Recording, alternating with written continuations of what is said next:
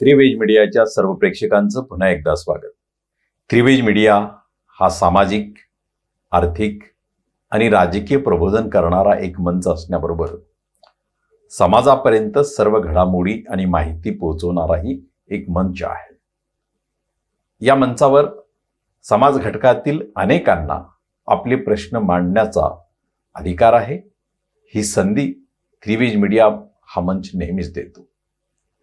त्याच अनुषंगानं ओबीसींच्या संदर्भामध्ये ओबीसी समाजाचे जे प्रश्न आहेत ते सामाजिक, आर्थिक आणि राजकीय, सांस्कृतिक असे वेगवेगळे प्रश्न काय आहेत, काय त्या संबंधातील त्यांची भूमिका आहे, या सगळ्या प्रश्नांवर रविवार दिनांक 5 नोव्हेंबर पासून त्रिवेज मीडियावर ओबीसी नामा हे प्राध्यापक श्रावण देवरे लिखित सदर हे आपण सादर करणार आहोत. आठवड्याच्या दर रविवारी आणि बुधवारी हे सदर असेल. प्राध्यापक श्रावण देवरे हे सामाजिक क्षेत्रात काम करत असताना मंडल आयोगापासूनच त्यांनी चिंतन मनन करत ओबीसी समाजासाठी सातत्यानं लेखन, व्याख्यान आणि विविध विषयांवर आपल्या मुलाखती, अनेक वादविवादांमध्ये त्यांनी सहभाग घेऊन अनेक चॅनल्सवर त्यांनी चर्चेला येऊन ओबीसींच्या प्रश्नांची मांडणी केली आहे. त्रिवेज मीडियावर ओबीसी नामा या माध्यमातून प्राध्यापक श्रावण देवरे ओबीसींच्या सामाजिक, आर्थिक आणि राजकीय प्रश्नांची मांडणी करणार. ही मांडणी नेमकी काय आहे, देशातल्या, राज्यातल्या सर्व समाजस्तराला ती समजावी, ती त्यापर्यंत जावी, यावर विचार विनिमय, चिंतन मंथन व्हावं, हा यामागचा उद्देश आहे.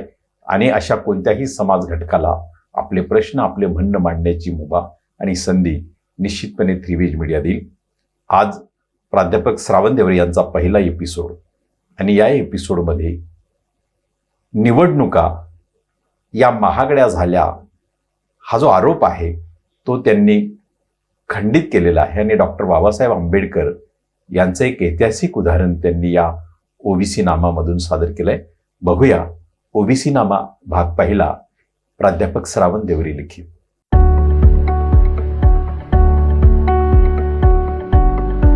ओबीसी नामा 1. निवडणुका आमदारकी, खासदारकीसाठी लढायच्या असतात. डॉक्टर बाबासाहेब आंबेडकरांनी 1937 सालच्या मध्यवर्ती असेंब्ली निवडणुकांमध्ये स्वतंत्र मजूर पक्षातर्फे एकूण 17 उमेदवार उभे केले होते. त्यापैकी 14 उमेदवार निवडून आले होते.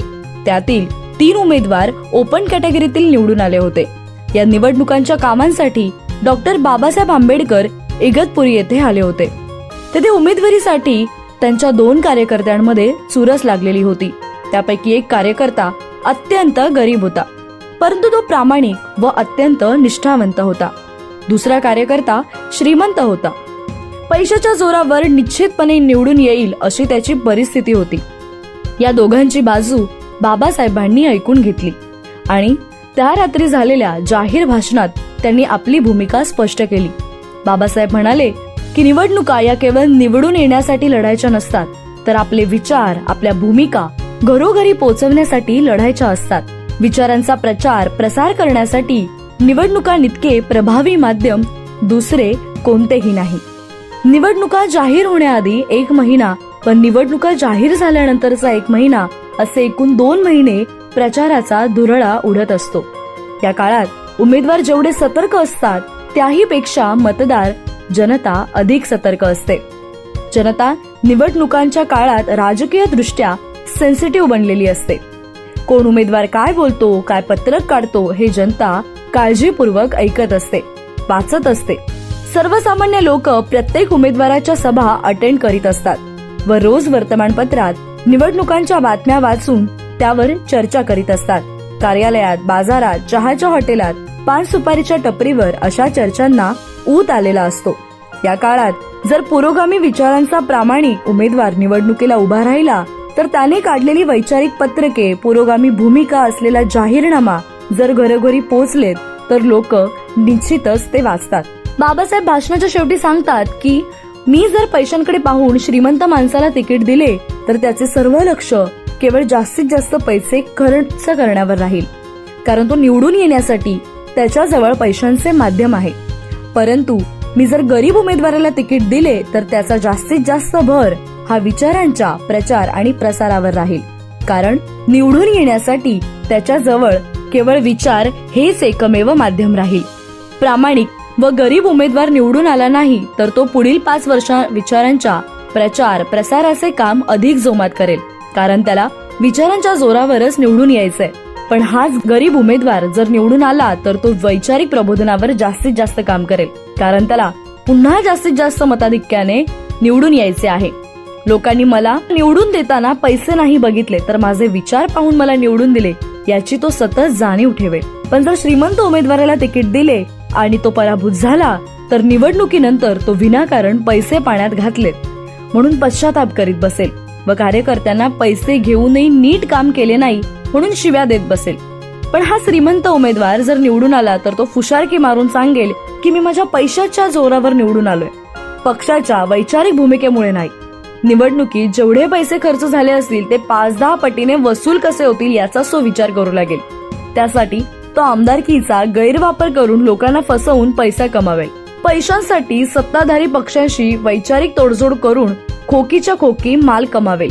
पक्ष नेतृत्व व कार्यकर्त्यांना तुच्छतेने वागवेल. म्हणून आम्ही ओबीसी राजकीय आघाडीतर्फे जास्तीत जास्त प्रामाणिक व वैचारिक दृष्ट्या निष्ठावंत असलेल्या लोकांनाच तिकिटे देत आहोत. आतापर्यंत 15 विधानसभा व 10 लोकसभा उमेदवार निश्चित झाले असून त्यांनी प्रचाराच्या कामाला सुरुवातही केलेली आहे. पैसेवाल्यांना जास्त तिकिटे दिली तर जास्त संख्येने आमदार खासदार निवडून येतील व तुम्हाला पक्षाला सत्ताही मिळेल. परंतु हे पैसेवाले आमदार जास्त पैशांसाठी खोकी घेऊन विकले गेलेत तर ती सत्ता काय कामाची?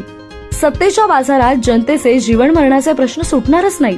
गरीब व वैचारिक निष्ठावंत उमेदवार निवडून येणार नाही, परंतु त्यांच्या विचारांचा दबाव सत्ताधाऱ्यांच्या मानगुटीवर सतत असतो व तो त्यांचे काम करायला भागही पाडतो.